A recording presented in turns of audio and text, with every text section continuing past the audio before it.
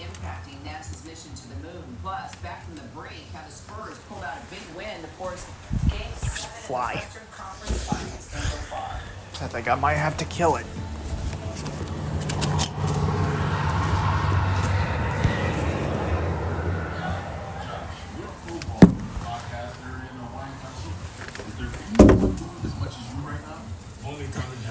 Sorry about that, chat. I was trying to kill the fly.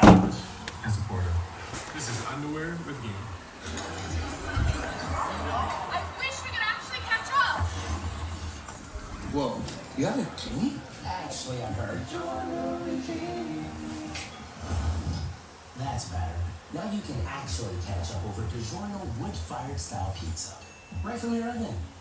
Perfectly crispy and airy crust. You thought you could only get at a restaurant. And you'll have to chase down that friend who always says he'll pay you back later. It's not delivery.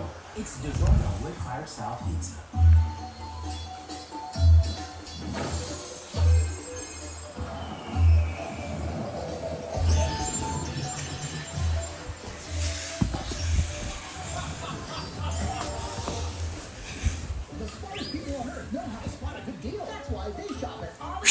You'll save up to 70% off the fancy store prices, so you go use. You know where the real deals are, where they sell good stuff cheap. Ollie! Good stuff cheap!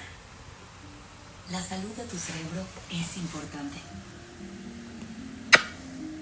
Y lo importante se cuida. ¿Estás haciéndolo con tu cerebro? Ser proactivo con la salud cerebral podría ayudar a reducir el riesgo de demencia por condiciones como la enfermedad de Alzheimer. Prioriza tu salud cerebral. Pregúntale a tu médico por tus factores de riesgo y por una evaluación cognitiva. Más detalles en brainhealthmatters.com/es. GoDaddy Arrow just texted us. Yeah, it uses AI to recommend social posts for us. No guesswork. So we can basically just hang out. Reach more customers. GoDaddy Arrow Plus can. I couldn't believe that this was happening. It was terrifying. Barry Manilow. There was a couple of moments there that I thought, this may be goodbye. Really. Monday on GMA. For the first time, he speaks out about the fight of his life. I was in ICU for 7 days. And now, what's next for Barry? I can't wait to get back. Monday, Barry Manilow. The exclusive is on. Good morning, America. I decided it's my alpha day. I need to send a message that says I am hypercompetent. Someone bring a gurney. I don't need anyone's help. What have you done? I know you don't love strip clubs, but I can sit at the bar and eat wings. Are you willing to sacrifice everything for this job? Gotta stay focused. Yeah.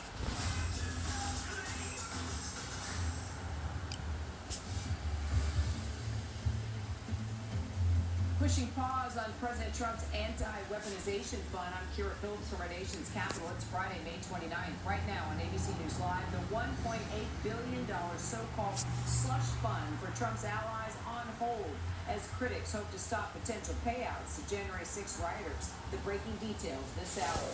Pam Bondi heads to the Hill and faces Epstein survivors. What's bothering me?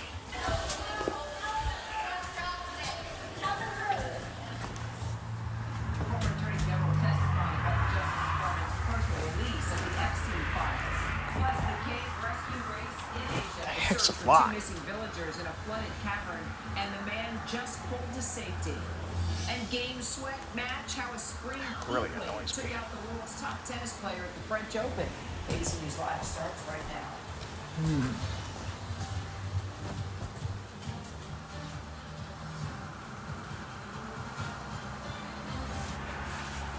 Tell the truth. That's the simple demand from Epstein survivors to former Attorney General Pam Bondi. That thing keeps hiding. Over the Fuck. release of the Epstein files.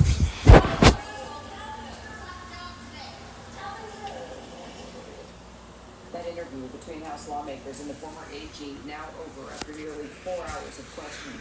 Democrats in the committee accusing Bondi of refusing to answer any questions involving President Trump. She refused to answer any questions about President Trump. In fact, she said she would not speak or respond to any questions that had anything to do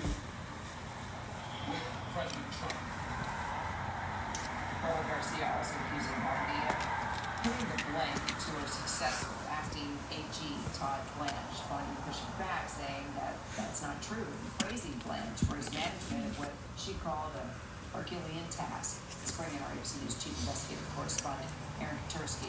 So, what more do we know about what went down during this interview behind closed doors?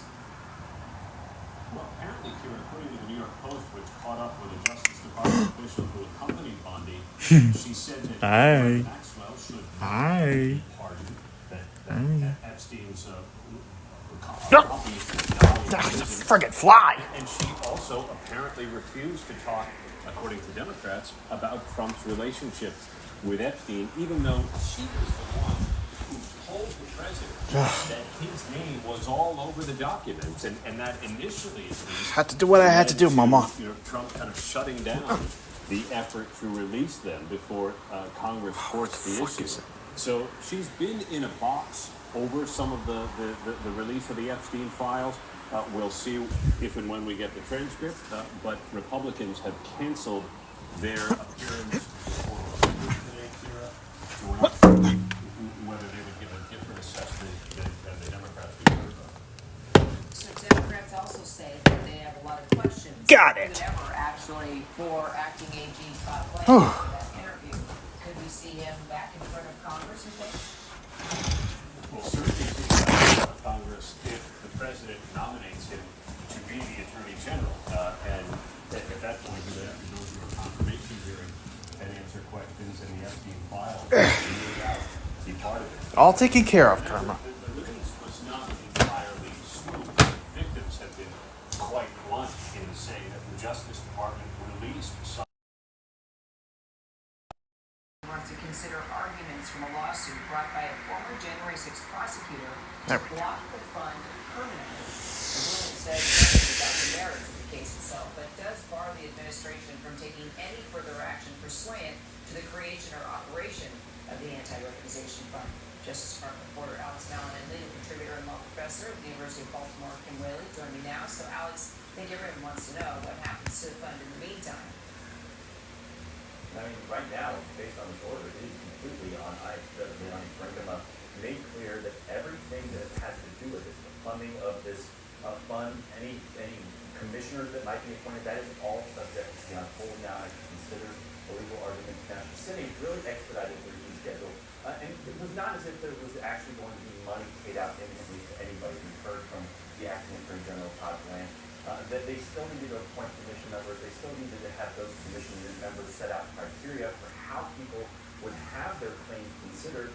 So it was not as if there was going to be any imminent chaos to innocent writers or anybody else claiming they were victims of weaponization. But again, this does put on hold this fund entirely, any development of it. So that is really just one of several legal challenges that the administration is facing over this fund right now. So, Kim, when can we get a final ruling on this part of the case, you think? Well, this part of the case is resolved and there's this temporary restraining order. It is extraordinary relief. It essentially means the plaintiffs persuaded the judge that there was imminent harm in just letting this unfold without a court order saying, wait a minute, we have to hold it until we resolve whether it is legal. So the question now is whether this temporary injunction will be converted to a permanent injunction. And for that to happen, there could be discovery depending on some of the claims. It could just be done through motions practice. The judge is going to have to set a schedule for the rest of the resolution of the case. It could take months, and then, of course, there could be appeals from there. And throughout the entire process, this injunction, in theory, could be in place. So, Kim, January 6 officers are now suing to stop the fund, right in its tracks. Do you think this is good for their case? She's trying to clean my ears. She always does I that. think the threshold question is whether any of these plaintiffs have standing. And what does that mean? It means you have some kind of specific injury caused by the fund. The government's argument is going to be, listen, the fund hasn't even been put in place. How can anyone be injured by it? I think these plaintiffs in this particular case have stronger arguments perhaps than the other case you mentioned. They're essentially claiming that without immediate relief, there could be retribution against them by some of the January 6th, for example, that are hostile to abortion rights. One of the plaintiffs has interest in abortion protection, for example. They've also argued that, listen, we have been targeted by